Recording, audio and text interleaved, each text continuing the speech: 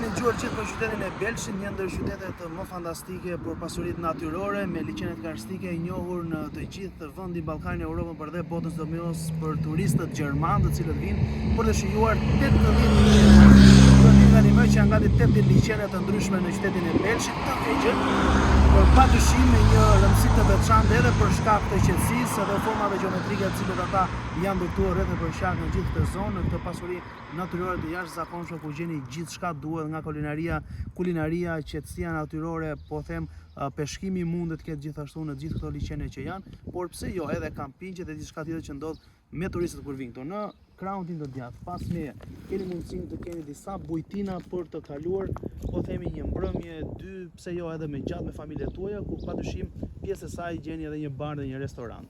Ura, e cila të shpje pak a shumë në hyrje të liçenit, mund të siguroj gjithashtu qetësinë natyrore, qetësinë shpirtërore, por edhe peshkimin, një variant që mund ta praktikoni serioz. Nëse ka nga ata të cilët e preferojnë plazhin e liçenit, po e them në këtë formë, nëse mund të pëlqeni të bëni plazh atje, mund ta shfrytëzoni në maksimum, pasi dhe pjesa pas janë dhe hapësira ku janë çadra dhe mund të bëni plazhin tuaj i qetë fare pranë Tiranës, gati jo më shumë se 1 orë larg, mund të kaloni një fundjavë të ditë fantastike me një qetësi totale, pa kosto të lartë, vetëm me dëshirën e kënaqësinë për të shkuar në një vend natyror të qetë.